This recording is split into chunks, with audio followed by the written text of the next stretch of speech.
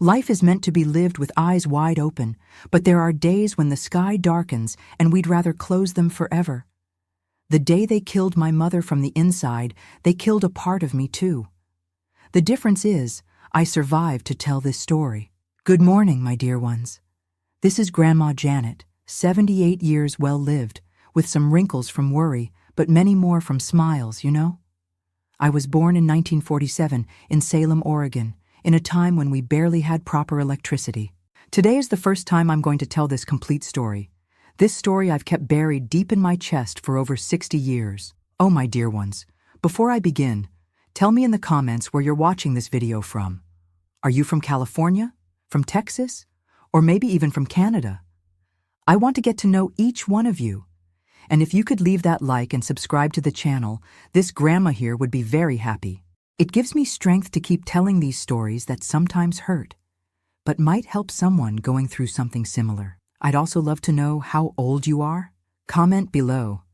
Now let's get to what matters. My mother, Jacqueline, was the most beautiful woman in Salem. Nobody had any doubt about that. Black hair, straight, long down to her waist. Green eyes, so rare back then that people said she had cat eyes. And a smile, my children. A smile that lit up the whole block. Our house was simple, but cozy. It was near the textile mill where my father, Jack, worked. We were a small family, me, my mother, my father, and my older brother, James, who was 7 years older than me. Our life wasn't easy, but Mom made everything seem like a celebration. I remember, as if it were yesterday, her kitchen. It didn't have these modern conveniences of today, no. It was a wood-burning stove, a solid wood table that my father had made, and an old cabinet that she always kept well organized. Every Saturday, she made a cornbread with anise that made your mouth water just from smelling the aroma spreading through the house. "Janet, come help your mother," she'd call, and I'd come running, happy as could be to be near her. I was kind of clumsy. Still am, let's face it. But she had the patience of a saint. "Not like that, honey. Look, it's slowly, with care," she'd say, while teaching me to knead the bread dough. Mom worked as a seamstress, taking orders from the wealthy ladies in town. She'd stay up late at night, hunched over that Singer sewing machine, pedaling non-stop. Sometimes, when she thought I was already asleep, I'd hear her cough. A dry, harsh cough that she tried to muffle with a cloth so as not to wake anyone. Today I know that cough was already the beginning of the end, but back then, who could have imagined? Mom had a special way of telling stories. At night, when she finished work, she'd sit on the edge of my bed and tell me tales of Paul Bunyan, of Bigfoot, and of Native American legends. I'd pretend to be scared just so she'd hug me and say, "You don't need to be afraid, my daughter. As long as I'm here, nothing bad will happen to you." Oh, how I wish that were true. The best memories I have are from Sundays. It was the only day Mom didn't work. In the morning, we'd go to church. She was very Methodist, never missed a service. Then we'd come home, where she'd prepare a special lunch. In the afternoon, when the heat died down, she'd take me to the town square. There was a gazebo where sometimes a small band would play, and we'd sit listening to music, eating popcorn. It was on one of those Sunday afternoons that we met Mrs. Teresa. She had just moved to Salem, coming from Portland. She was a teacher, spoke beautifully, wore colorful dresses that caught attention. Mom and she hit it off right away. Soon, Mrs. Teresa was a constant visitor at our house, having coffee, helping Mom with the more difficult sewing, bringing me books. "This girl is intelligent, Jacqueline," she'd tell my mother. "She needs to study. Go far." Mom would smile, proud. "God willing, she'll be somebody in life. She won't have to end up like me, hunched over a sewing machine until dawn." It was a beautiful dream, but life has a cruel way of interrupting dreams, doesn't it? In the winter of 1960, when I was 13, Mom's cough got worse. It wasn't just at night, hidden anymore. It was all the time, day and night, and there was blood. I saw her washing the cloths in the sink, trying to hide it from everyone, but I knew. Her face, which had always been rosy, became pale, almost transparent. Her dresses began to hang loose on her body that was getting thinner each day. "It's nothing, honey," she'd say when I asked. "It's just a bad flu that won't go away." But it wasn't flu. It was tuberculosis. Back then, it was almost a death sentence, especially for those who didn't have money for treatment. Dad didn't want to know. "It'll pass," he'd say, without even looking at her properly. He was never an affectionate man, but he wasn't bad either. At least not until then. He worked hard, brought money home, didn't drink much. But he had a closed, quiet way about him. James, my brother, was his favorite. The two were alike not just in appearance, but in personality too. Mom got worse each day. It got to a point where she couldn't get out of bed anymore. That's when Mrs. Teresa took action. Without telling anyone, she brought a doctor friend of hers to see Mom. I'll never forget the doctor's face after examining Mom. He left the room, called Mrs. Teresa and my father aside, and spoke quietly, as if he didn't want me to hear. But I heard. "It's very advanced. She'd need to be hospitalized."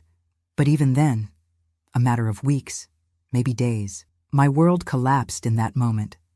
I was only 13, but I understood perfectly what that meant. My mother was dying, and there was nothing anyone could do. The days that followed were a nightmare in slow motion. Mom wasting away in that bed, getting weaker each day. Me sitting beside her, holding her hand, watching life slip through her fingers. Dad hardly showed up at home, stayed at work late, then went to the bar. James came and went, restless, nervous, as if Mom's illness was an inconvenience in his life. It was Mrs. Teresa who took care of everything. She came every day, brought medicine to ease the pain, ready-made food, and most importantly, affection and dignity in my mother's final days. One night, Mom called me close. Her voice was barely a whisper. "Janet, my daughter, Mom has to go. But I want you to know something. You were the greatest joy of my life. Never forget that." I tried to say she wasn't going anywhere, that she'd get better, but the words stuck in my throat. Deep down, I knew it was a lie. "When I'm no longer here," she continued, "look for Teresa. She promised to watch over you." I didn't really understand what she meant by that at the time. Why would I need Mrs. Teresa if I had my father and my brother? But Mom, even sick, even dying, could see what I couldn't see. The next morning, July 17th, 1960, I found Mom very quiet in bed. I called, shook her gently, but she didn't respond. She had departed during the night, alone, in silence, as she had lived most of her life. The scream that came from my throat woke the entire neighborhood. Dad came running, still smelling of whiskey from the night before. When he saw the scene, he fell to his knees beside the bed, finally showing some emotion. Mrs. Teresa arrived soon after. She was the one who organized everything, the coffin, the wake in our living room, as was customary back then, the simple burial in the town cemetery. She was the one who held me when they threw dirt over Mom's coffin, when I felt I wanted to be down there too, next to her. We returned home after the burial, a house that no longer seemed the same without Mom's presence. The silence was deafening. Mrs. Teresa wanted to stay with me, but Dad said it wasn't necessary, that family business is resolved within the family. She hugged me tight, whispered in my ear that she'd come back the next day, and left, leaving me alone with my father and my brother. That's when the real nightmare began. But that I'll tell in the next part of this story, my dear ones, because there are things we need to catch our breath before remembering. The memories of my mother are like a patchwork quilt. Each colored piece brings back a moment, a smile, a lesson she taught me. And even after so much time, the longing still squeezes my chest in a way that hurts. But as she always said, we cry what we need to cry, then dry our tears and move forward. And that's what I did, my loves. I moved forward, even when it seemed impossible. I think there are wounds that never completely heal, they just go numb with time. And this part of my story is the deepest wound I carry. But I promised to tell everything, didn't I? So here we go. That night after Mom's burial, the house felt like a tomb. Cold, silent, as if its soul had been ripped away along with Mom's departure. I was in my room, lying in bed, my eyes swollen from crying so much. I couldn't sleep, couldn't eat, couldn't even breathe properly from so much pain. Around 9 at night, I heard footsteps in the hallway. My bedroom door opened, and there was my father. I thought maybe he had come to console me, something he had never done before. Maybe Mom's death had awakened some kind of paternal feeling in him. But one look at his face was enough to know something was very wrong. His eyes were red, not from crying, but from drinking. The smell of whiskey was so strong you could smell it even with him standing at the door. In his hands, he held a half-empty bottle. "It was you," he said, his voice slurred, loaded with a hatred I had never seen before. "It was because of you that she got sick." I froze in bed, not really understanding what was happening. What did I do, Dad?" I managed to ask, my voice trembling. "You were born," he yelled, entering the room and slamming the door behind him. "If it weren't for you, she wouldn't have had to work so hard. You and your demands, always wanting new clothes, new notebooks, different food. That made no sense at all. I had never been a demanding child. On the contrary, I always understood our situation, always accepted the little we had with gratitude, but it was useless to argue." In his head, clouded by drink and distorted grief, I was to blame. "Dad, I didn't finish the sentence. I felt the impact of his hand on my face, so hard that I fell off the bed. Never in all my 13 years had my father raised his hand to me. Mom would never have allowed it, but Mom was no longer there to protect me. I tried to get up, but he pushed me back to the floor. I saw something in his eyes that chilled me inside. It wasn't just anger. It was something more, something I couldn't identify at the time, but that today, looking back, I recognize as desire, a sick desire, mixed with hatred and grief. "Now you're going to pay," he said, and began to unbuckle his belt. I closed my eyes, thinking I was going to get beaten. It would be bad, but I'd endure it. That's not what he had in mind. My dear ones, there are things that are difficult to tell even after so much time. I'll say what's necessary for you to understand what happened, but I apologize if my voice fails a little. I felt the weight of his body on mine, immobilizing me. I felt rough hands tearing my clothes, touching parts of my body that no one had ever touched. I screamed, but he covered my mouth with his hand, muffling any sound. "Shut up," he ordered. "Nobody's going to hear you anyway. I fought with all the strength I had. But what could a 13-year-old girl do against a grown man?" I closed my eyes and tried to transport myself somewhere else. Away from there, close to my mother, anywhere that wasn't that room, that moment. When I thought the nightmare was over, the door opened again. For a second, I had hope. Maybe some neighbor had heard something. Maybe it was Mrs. Teresa coming back to see how I was.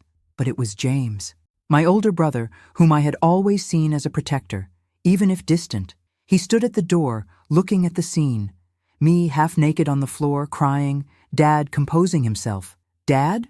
What's happening here?" For a brief moment, I thought he would help me, that he would stop that madness, call the police, do anything. Dad looked at him, then at me, and said something I'll never forget. "She killed your mother, James. This pest killed your mother." I saw my brother's face transform. The initial confusion gave way to a rage that mirrored Dad's. He looked at me, not as if I were his little sister, but as if I were a demon who had taken away the person he loved most in the world. "It's true," he said, his voice loaded with hatred. "If it weren't for you, she'd still be here." What happened next is like a horror movie playing in slow motion in my memory. The two of them, father and son, united not by love, but by hatred directed at me. United by the pain of loss they didn't know how to process, and which they decided to take out on the easiest, most vulnerable target, me. They took turns with my body as if I were nothing, as if I weren't human, as if I weren't daughter and sister. The physical pain was unbearable, but even worse was the pain of being betrayed by the people who should protect me. At some point, I lost consciousness. Maybe it was a defense mechanism of my mind, unable to process so much horror. When I woke up, I was alone in the room. Through the window, I saw it was already morning. My whole body hurt. There was blood on the sheet, on my torn clothes, on my thighs. I tried to get up, but couldn't. Every movement was agony. I heard voices coming from the kitchen. They were having breakfast as if nothing had happened, as if they hadn't destroyed a child's life the night before. I dragged myself to the bathroom, cleaned myself as I could with cold water, put on a clean dress that I could barely button with hands so shaky. Then I went back to the room and lay down again. I didn't know what to do, where to go, who to turn to. It was in this state that I spent the next 2 days, lying, motionless, alternating between consciousness and unconsciousness, between silent tears and an emptiness that seemed endless. I didn't eat, barely drank water. I just kept staring at the ceiling, wishing to die, wishing that unbearable pain would end somehow. They left in the morning and only returned at night. They left me alone all day, as if I were a broken object not worth fixing. Sometimes I'd hear Dad passing through the hallway, stopping at my bedroom door, then moving on. I trembled with fear, just thinking he might come in again. On the 3rd day after Mom's burial, I heard a knock on the front door. It was morning. Dad and James had already left for work. I didn't answer. I had no strength or will. More knocks, more insistent. Then a key turning in the lock. Someone was entering the house. I curled up in bed, terrified, thinking maybe they had come back early.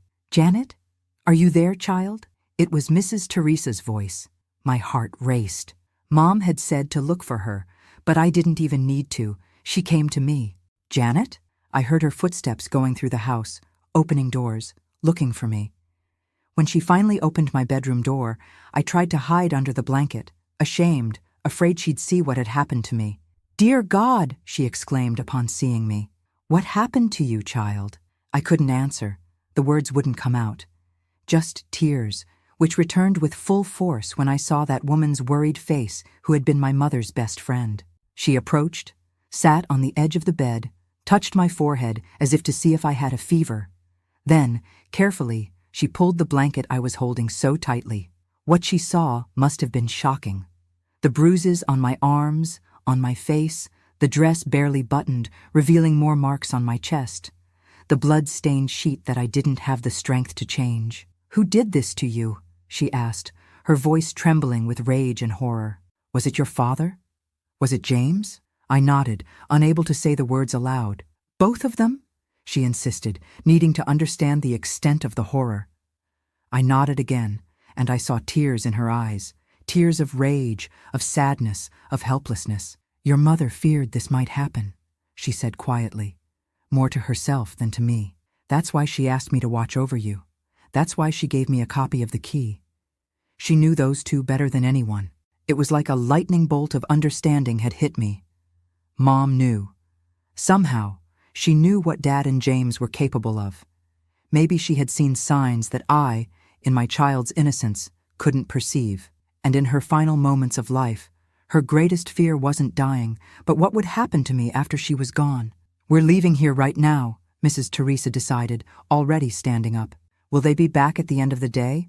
I nodded, finding strength to finally speak. "Please don't leave me alone." "Never again," she promised, holding my hands. "You'll never be alone with them again. I'll take care of you as I promised your mother." She helped me get up, take a bath, put on clean clothes. She took some of my few things, clothes, my mother's portrait that was on the bedside table, my documents that Mom kept in a little box. "We're going to my house now," she said, while supporting me outside. "There you'll be able to rest, recover, then we'll decide what to do."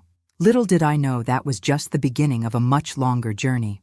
That leaving that house was just the first step to escape the hell my father and brother had created. That the pain I felt in my body was nothing compared to the battle I'd have ahead to heal the invisible wounds that night had left on my soul. But in that moment, walking slowly through Salem streets, supported by Mrs. Teresa, feeling the sun on my face for the first time in days, I could only think one thing. "Mom, you're still taking care of me, even from up there." Mrs. Teresa's house was on the other side of town, in a more secluded neighborhood. It was a simple little house, painted yellow, with a wooden fence in front and a small but well-tended garden. So different from my house, which had always been dark and sad, especially after Mom got sick. "Here you'll be safe," she told me as she opened the door. "No one will hurt you anymore."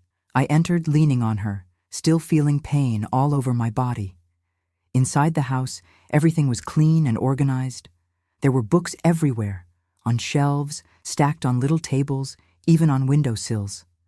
Mrs. Teresa was a teacher, and that was reflected in every corner of that home. She settled me in the guest room, which had a single bed with a flowered bedspread and a window that looked out to the back garden, where a heavily fruited apple tree swayed in the breeze. She arranged the pillows so I'd be comfortable and said she was going to prepare something for me to eat.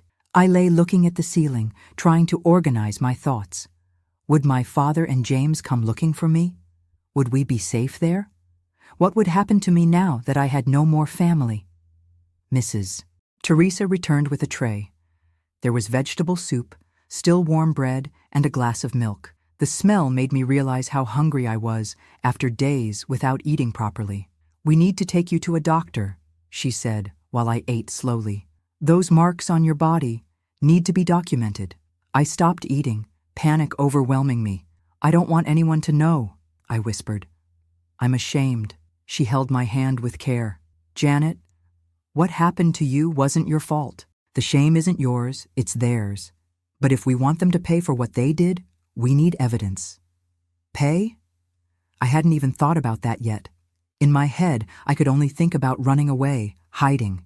The idea of facing my father and brother, of telling other people what they had done to me, seemed more frightening than anything. "I'm scared," I confessed, tears returning to my eyes. "What if no one believes me? What if they come after us?" Mrs. Teresa took a deep breath. I saw that she was also afraid, but trying to stay strong for my sake. "Let's do this," she proposed. "First, I'll take you to a doctor, a friend of mine, Dr. Eugene, who's discreet and trustworthy.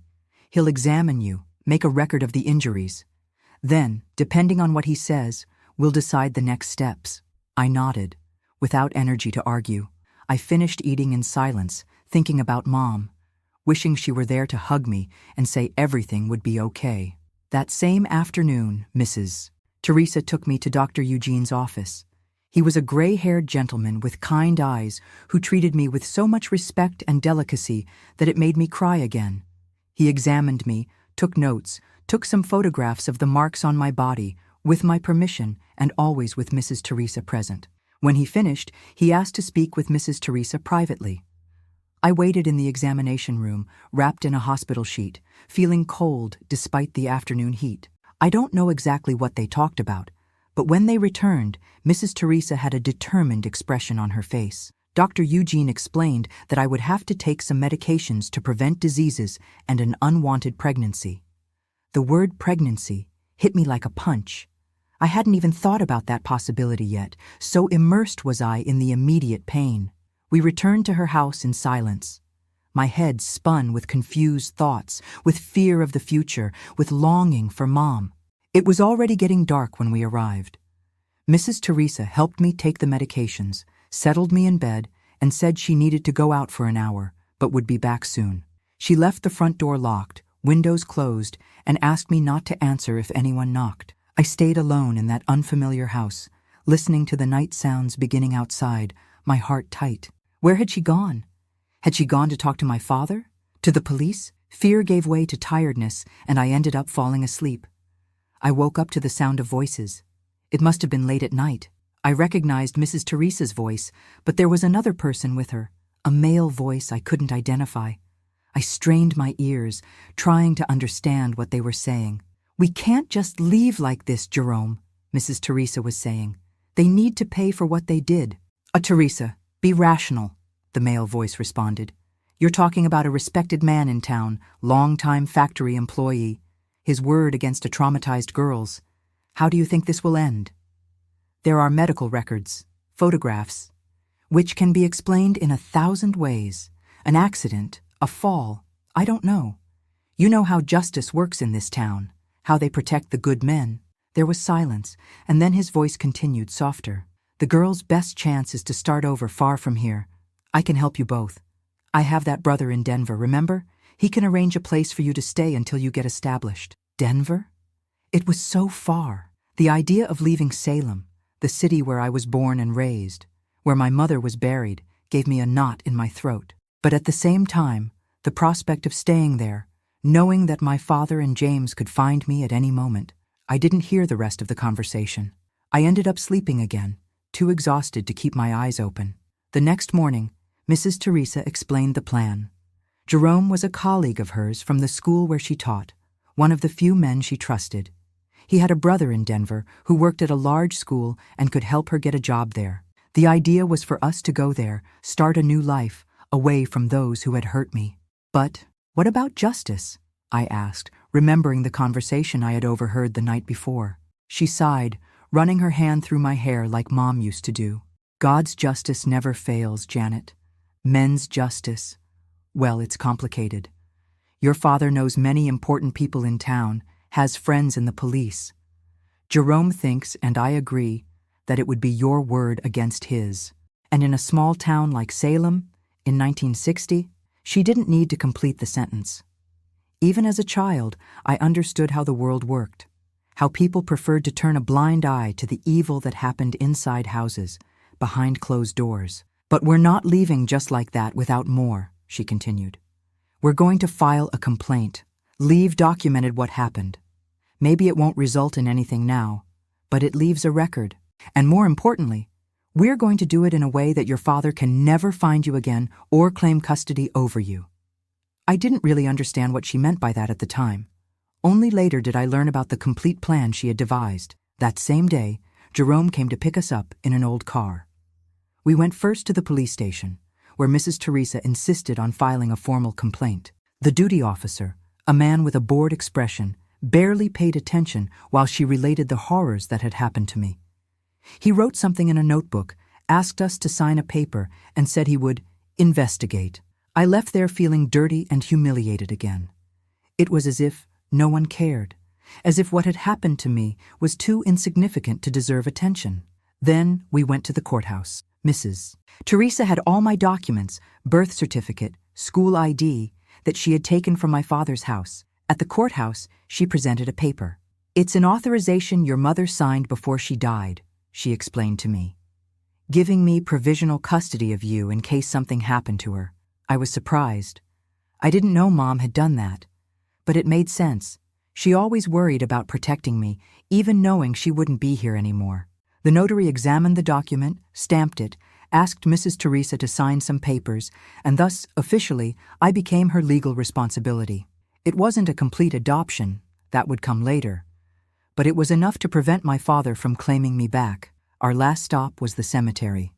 I needed to say goodbye to Mom before leaving. We stayed there, in front of the simple headstone that read, Jacqueline Silva, 1929-1960, beloved mother, for almost an hour. I cried all the tears I still had, talked silently with her, promised I'd be strong, that I'd survive, that I'd do everything she had dreamed for me. When we finally returned to the car, it was already getting dark. Jerome seemed anxious. We need to go, he insisted. We've spent the whole day circulating around town. If her father starts looking, it won't take long to discover you've been here. Mrs. Teresa agreed. We got in the car, and as we left Salem behind, I felt a mix of relief and sadness. I was leaving behind not just the horror of recent days, but also all the good memories of my childhood, the places I knew, the city where my mother rested. The trip to Denver would take almost a full day. I rested my head on Mrs. Teresa's shoulder and closed my eyes, exhausted. Through the car window, Salem's lights were getting more and more distant, until they completely disappeared on the horizon. A new life was beginning for me. A life without my mother, but also without the terror my father and brother represented. A life of uncertainties, but also of possibilities. Everything will be okay, Mrs. Teresa whispered, as if reading my thoughts. We're together now. And it was with that promise that I fell asleep, while the car took us away from everything I knew, toward a future I couldn't even imagine yet. Denver seemed enormous when we arrived, after that endless trip. A big, noisy city, full of tall buildings and hurried people who didn't even notice our presence. So different from the peaceful Salem I knew, where everyone knew everyone's name. Jerome's brother was named Augustus. He was a math teacher at a private school and lived in a small but cozy apartment in the Capitol Hill neighborhood. He received us with open arms, even without knowing me, without knowing exactly what had happened. His kindness reminded me that there were still good men in the world, something I was beginning to doubt. You can stay here until you find a place, he said, while showing us the guest room, which would be ours for now. I already talked to the principal of the school where I work. There's an opening for an English teacher next semester. If you want it, Teresa, the job is yours. Mrs. Teresa thanked him, visibly relieved to have a work prospect. She had savings, but they wouldn't be enough to support us for very long. The first days in Denver were a blur of confused emotions. I felt displaced, lost, as if I didn't belong anywhere. I had nightmares almost every night, woke up screaming, sweaty, reliving the horror of that night after Mom's burial. Mrs. Teresa always came running, hugged me, stayed awake with me until I could sleep again. After 2 weeks at Augustus's house, we found an apartment to rent. It was in the same neighborhood, in an old building on the 3rd floor. It had only 1 bedroom, a small living room, kitchen, and bathroom. Nothing compared to the spacious house Mrs. Teresa had in Salem, but she never complained. "It's a new beginning for both of us," she'd say, while we arranged the few things we had. We only brought clothes, some books, and my mother's photographs that we managed to save. The school semester would start in August. Mrs. Teresa soon started working at the school Augustus had recommended. I was supposed to start studying there too, but the idea of being in a place full of teenagers, having to interact, having to explain where I had come from and why I had changed schools in the middle of the year, all of this terrified me. "I'm not ready," I confessed to her one night after dinner. "I can't imagine going into a classroom with everyone looking at me." She understood. She always understood. "Let's do it differently then. This semester, I'll homeschool you. Next year, when you're feeling better, you'll go back to regular school. What do you think?" That's how I spent the following months, studying at home, with Mrs. Teresa teaching me all subjects after she came back from work. She was an incredible teacher, patient, dedicated, knew how to make even the most boring subjects interesting. Gradually, I began to truly interest myself in studies, not just out of obligation. I read all the books she recommended, did homework with effort. It was also a form of escape. While studying, I didn't think about the past, about the bad things I had lived through. During that period, Mrs. Teresa also arranged for me to visit a psychologist, Dr. Marina. At first, I hated going. I'd sit in silence in her office, answering in monosyllables, unable to talk about what had happened. "You don't need to tell everything at once," Dr. Marina told me in one of the first sessions. "Let's start talking about easier things. Tell me about your mother." And so, week after week, I began to thaw. I talked about Mom, about the good memories of childhood, about how I was adapting to Denver. Until one day, almost 6 months after starting therapy, I managed to talk about that night.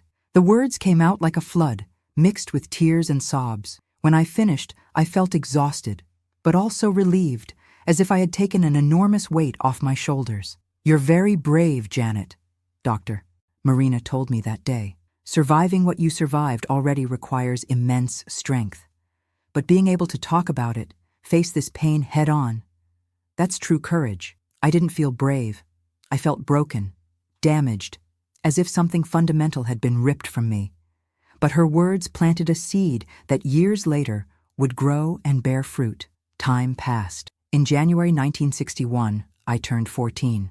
Mrs. Teresa made a small cake, bought a present, a poetry book I keep to this day, and we sang Happy Birthday, just the two of us, in our cramped little living room.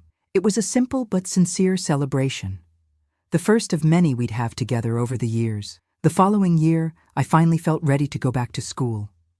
I entered 8th grade at the same school where Mrs. Teresa taught. It was difficult at first.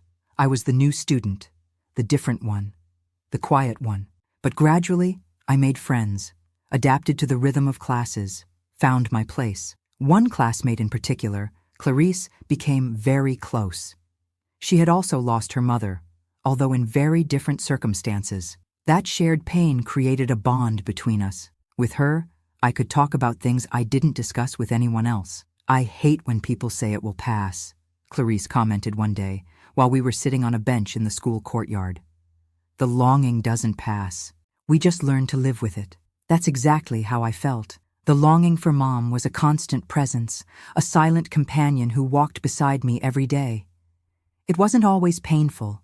Sometimes it was just a gentle melancholy, an acute awareness of everything she had lost by leaving so early, of everything I had lost by not having her by my side. The high school years passed in a blink. I discovered I had a facility with languages and literature. I loved writing. Poems, stories, anything. It was a form of expression, of putting out feelings I couldn't always verbalize. When it came time to decide what to do after school, I had no doubts. I wanted to be a teacher, like Mrs. Teresa. I wanted to do for other children's lives what she had done for mine. Open doors, show paths, be a safe harbor. I passed the entrance exam to the University of Colorado for English in 1965.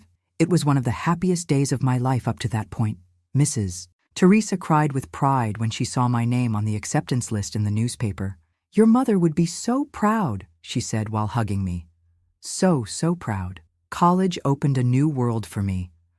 I met people of all kinds, read books I had never heard of, participated in heated debates about politics, art, philosophy.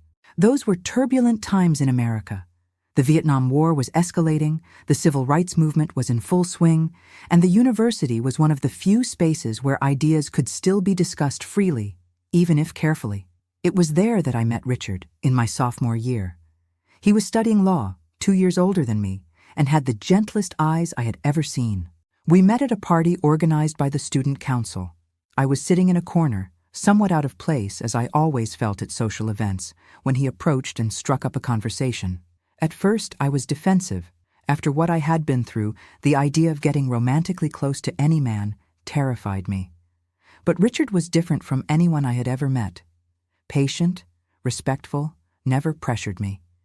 We'd talk for hours about books, music, dreams for the future. It took me almost a year to accept going out with him alone. Our first date was at a cafe near the university. I was so nervous that I spilled coffee on the table, staining my new dress. Instead of being embarrassed, Richard laughed, not at me, but at the situation, and made me laugh too. It was the first time in a long time that I felt normal. Like any young woman, on any date, without the weight of the past crushing my shoulders. Even so, it took me a long time to tell him about what had happened in Salem. I was afraid of his reaction, afraid he'd look at me differently, with pity or disgust. When I finally found the courage, 2 years after we started dating, he simply held my hands and said, "Thank you for trusting me enough to share this. It doesn't change anything about how I feel about you." At that moment, I knew I had found someone special. We graduated in 1969, me in English, him in law. We married the following year in a small ceremony at the neighborhood church. Mrs. Teresa, whom I now called Mom, cried throughout the entire ceremony. "Two mothers bless you today," she told me. "Me from here and Jacqueline from above." Richard started working at a law firm specializing in civil rights. Dangerous work during those times, but which he did with passion and conviction. I got a job as a teacher at a public school, fulfilling the dream I'd had since adolescence. Our first child, Edward, was born in 1972. When I held him in my arms for the first time, I felt a love so great it almost didn't fit in my chest. But I also felt fear. How would I be as a mother without having had my own mother's example for so long? Would I know how to protect him, raise him right, give him all the love he deserved? Richard noticed my insecurity. "You have the best possible example," he reminded me. "You had 2 extraordinary mothers who showed you what unconditional love is. Besides, you're the strongest person I know. Our son is lucky to have you." His words calmed me. But it was really the daily experience, the contact with that little being so dependent and so full of life, that taught me to be a mother. Each smile from Edward, each discovery, each achievement, from the first tooth to the first step, was healing something inside me that I didn't even know was still broken. In 1975, our family grew with Claire's arrival. Unlike her brother, who was calm and observant, Claire was pure energy from day one. She talked early, walked early, and soon was running around the house, turning everything upside down with her insatiable curiosity. Life went on its course, with the normal joys and challenges of any family. Richard became a partner at the firm. I was promoted to curriculum coordinator at school. We bought a small but comfortable house in the Park Hill neighborhood. Mrs. Teresa, now retired, came to visit us almost every day, being the grandmother my children didn't have on their father's side. Richard's parents had died before we even met. But the past, no matter how much we try to bury it, has the habit of resurfacing when we least expect it. In 1980, almost 20 years after we had fled Salem, I received a letter. The sender was a courthouse in that city. I opened it with trembling hands, my heart racing. It was a notification. My father had died. As his daughter, I was the legal heir to his property, the house where I grew up, and a small savings account. The letter had been sent to various addresses until it found me. Probably following the trail of records I had left over the years, I spent hours looking at that paper, not knowing what to feel. There was no pain, no relief, no anger, just a strange emptiness, as if I were reading about a stranger, not about the man I once called father, the man who destroyed my childhood in a single night of hatred and madness. "What do you want to do?" Richard asked when I told him. "I don't want anything that comes from him," I replied, without hesitation. Nothing. The next day, I wrote a letter formally renouncing the inheritance. I didn't want that house, those memories, that money. I didn't want any connection to that man or to the past I had left behind so long ago. The letter mentioned that my brother, James, had died years before in a car accident. I felt nothing reading that either. Those blood ties had been irreparably cut that fateful night in July 1960. My real family was different now. Richard, our children, Mrs. Teresa. People who truly loved me, who would never hurt me. Life continued its course. The children grew up, the war ended, the country changed at a slow pace. In 1990, Mrs. Teresa had a stroke. I took care of her, as she had taken care of me so many years before, with love, patience, dedication. She passed away peacefully 2 years later, holding my hand, calling me daughter, until her last breath. Burying her was like losing my mother for the second time. But unlike the first time, when I was alone with my pain, now I had an entire family supporting me, holding me up, reminding me that the love she had given me would continue to live in me, in my children, and one day, in their children. And that's how, over decades, I built a life I never imagined I would have that dark night in Salem. A life with pain and scars, yes, some that never completely disappeared, but also with so much love, so much joy, so many achievements. A life that was only possible because a brave and determined woman kept the promise she made to my mother. A life I built step by step, brick by brick, transforming trauma into strength, pain into compassion, fear into courage. You know, my dear ones, when we suffer a very great trauma in childhood, it seems like life is divided into two pieces, before and after that moment. For a long time, I thought I would forever be defined by that terrible night, that I would carry that open wound for the rest of my life. But time is a powerful medicine, and love, oh, love, is the best healer there is. When my children entered adolescence, I began to feel a different fear. Edward, at 13, reminded me so much of the age I was when I lost my mother, when everything collapsed. I started having nightmares again, becoming anxious, overprotective. "You're not going to let him breathe this way," Richard gently warned me one night after I had called 3 times to the friend's house where Edward was studying. "Our children aren't living the same story you lived." He was right, of course. But fear doesn't obey logic. That's when I decided to go back to therapy. After so many years, I needed to resolve this knot inside me, this irrational fear that my children might suffer what I suffered. The new therapist, different from Dr. Marina from my adolescence, worked with a more direct approach. "You're punishing your children for your father's crimes," she told me in one of the first sessions. "You're depriving them of the freedom and normal experiences of their age because of your fear." That hit me like lightning. It was exactly what I was doing. And it wasn't fair to them. "How can I overcome this?" I asked, desperate for a solution. "By recognizing that your story isn't their destiny, that you broke the cycle, that the home you and Richard built is safe, loving, healthy." It was a slow process, sometimes painful, but liberating. I began to loosen the reins gradually. I let Edward go to school alone, allowed Claire to sleep over at friends' houses. Each small independence I granted them was also a gift to myself, the gradual liberation from the fear that imprisoned me. In 1992, I made a decision that would change the course of my professional life. After more than 20 years as a teacher and coordinator, I decided to go back to university for a master's in education. Richard supported me unconditionally, as always. "It's never too late to follow dreams," he'd say. At 45, I became a student again. It was strange at first, being one of the older students in the class, but I soon adapted. My thesis was about the impact of childhood trauma on educational development, a topic I knew intimately, not just from books, but from my own experience. It was during the research for my master's that I had an epiphany. Talking with educators, psychologists, and social workers, I realized how many children went through situations of abuse without anyone intervening, without having a Mrs. Teresa to save them. I thought about my own story and how it could have been different if someone, a teacher, a neighbor, any adult, had noticed the signs before. After completing my master's in 1994, I didn't go back to school.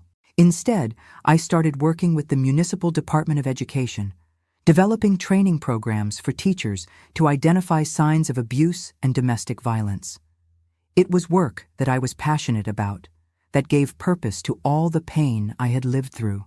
"You transformed your wound into a mission," Richard commented proudly, after watching me conduct a workshop for municipal school principals. But it wasn't just at work that I found purpose. My greatest achievement, my greatest pride, was my family.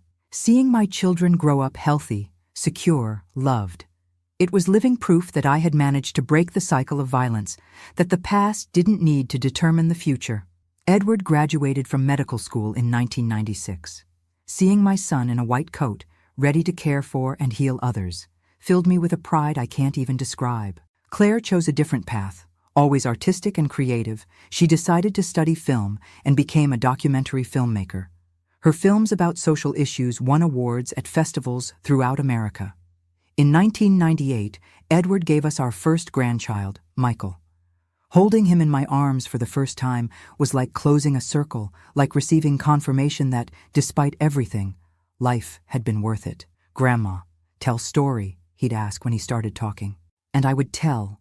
Invented stories, fairy tales, American legends. The same stories my mother Jacqueline told me, that Mrs. Teresa continued telling, and that I now passed on, keeping alive this chain of love that crossed generations. Claire gave me 2 more grandchildren, the twins Louise and Teresa, born in 2003. Yes, one of them received the name of that extraordinary woman who saved my life. When Claire told me she was pregnant with twins and that one of them would be called Teresa, I cried like I hadn't cried in years. "She deserves this tribute," Claire explained. "Without her, I wouldn't even exist." It was true. Without Mrs. Teresa's courage and determination, I probably wouldn't have survived those terrible days. I wouldn't have met Richard, wouldn't have had my children, wouldn't be here today telling this story to you. In 2005, Richard was diagnosed with pancreatic cancer. It was as if the ground had disappeared from under my feet. He, who had always been my safe harbor, my rock, now needed me to be strong for both of us. The battle lasted almost 2 years. Chemotherapy, radiation, surgeries. We fought with all available weapons. We took turns at the hospital. Me, Edward, Claire, even the older grandchildren. We didn't leave him alone for a minute. "You didn't give up on living after everything you went through," he told me one night in the hospital, during one of his rare improvements. "You taught me that we can always start over, no matter how difficult it seems." Now I'm trying to remember that lesson. But some battles we can't win, no matter how hard we fight. Richard passed away on a June morning in 2007 at home, as he had asked, holding my hand and with our children around him. His last word was my name. The grief for Richard was different from all the others I had lived through. It didn't have the horror that accompanied my mother's loss, nor the emotional complexity when I learned of my father's death, nor even the deep but serene sadness of Mrs. Teresa's departure. It was a clean, pure pain, born from a love that had lasted almost 4 decades, a love that had healed me, transformed me, allowed me to be the person I could have been if trauma hadn't interrupted my childhood. In the months that followed, I found comfort in my children, my grandchildren, the work I continued to do. Gradually, I learned to live without Richard, to carry him in my heart without the physical absence being a constant pain. In 2010, at 63, I officially retired. But I didn't stop working. I started giving lectures at schools, universities, community centers. I talked about education, about signs of abuse, about the importance of attentive adults in the lives of vulnerable children. I didn't tell my personal story. I wasn't ready for that yet. But everything I said was informed by it. That same year, Claire surprised me with a gift that would change my life again. "Mom, I want to make a documentary about Mrs. Teresa," she announced during a Sunday lunch. "About women like her, who save lives silently, without recognition." The idea moved me deeply. Mrs. Teresa deserved to be remembered, celebrated. Her courage and kindness deserved to be known by the world. The documentary, Invisible Angels, was released in 2012 and won several awards. It told the story of 5 women who, like Mrs. Teresa, had risked everything to protect children at risk. My story was there, told not by me, but by Claire, with respect and sensitivity. It was the first time people outside the closest family circle knew what had happened to me in Salem so many years ago. After the release, something unexpected happened. I started receiving letters, emails, messages from people who had seen the documentary and identified with my story. Women and men who had gone through similar situations, who carried similar scars, who wanted to share their experiences, their healing journeys. It was overwhelming at first. I wasn't prepared for that flood of emotions, for the weight of so many painful stories. But gradually, I realized that this was also a gift, an opportunity to transform my experience into something that could help others, just like the work I already did, but in a more direct, more personal way. I started responding to each message individually. Then, I accepted invitations to participate in support groups, to share my story at survivor meetings. It was painful sometimes, reliving those memories, but also incredibly liberating. "You saved my life today," a 20-year-old young woman told me after one of those meetings. "I thought it would never be possible to have a normal life after what I went through. But looking at you, seeing everything you built, I realize it's possible." Those words moved me deeply. I realized that my story of pain had transformed into a story of hope for others. That Mrs. Teresa's legacy continued to live not only in my children and grandchildren, but in each person who found strength in my journey to continue their own. In 2015, at 68, I wrote a book. It wasn't a complete autobiography, but an account of my experience as a survivor and the work I had developed over the decades. After the Storm became a small phenomenon, translated into several languages, used in psychology and social work courses. Today, at 78, I look back and see a life I never imagined I would have. A full, rich, meaningful life. I have 2 extraordinary children, 5 wonderful grandchildren. Yes, 2 more came after the twins, and even a newborn great-granddaughter, little Jacqueline, in honor of my mother. I live alone, in a comfortable house, full of books and photographs. Richard is missed every day, of course, but I learned to live with the longing. My children and grandchildren visit me constantly, filling the house with life and noise. The broken girl from Salem, who thought she would never be whole again, built a full life, a loving family, a legacy of protection and care, not despite the trauma, but transforming it into strength, into purpose, into love. I never went back to Salem. I didn't want to. Some bridges don't need to be rebuilt. But I forgave, not for them, who never asked for forgiveness, but for me. Because hatred is too heavy a burden to carry for a lifetime. The promise I made to my mother in that cemetery before leaving for Denver was kept. I survived. I became strong. I built a life she would be proud to see. And most importantly, I broke the cycle. My children, my grandchildren, my great-granddaughter, none of them will know from personal experience the kind of horror I knew. They grew up and will grow up surrounded by love, respect, security. This is my greatest victory, my greatest legacy. My dear ones who are watching me today, if this story touched your heart, please leave your like and subscribe to the channel. Each subscription gives me strength to continue sharing these memories, which aren't always easy to relive, but which can help someone going through difficult times. And don't forget to comment where you're watching from. Each comment brings me closer to each one of you, and knowing that my story reaches different places, different hearts, fills me with joy and purpose. A warm hug from Grandma Janet, who learned that the scars we carry don't define who we are, but what we choose to do with them does. Remember always, the greatest revenge against those who tried to destroy you is to live a full, happy, and meaningful life. That's what I did, and that's what I wish for each one of you.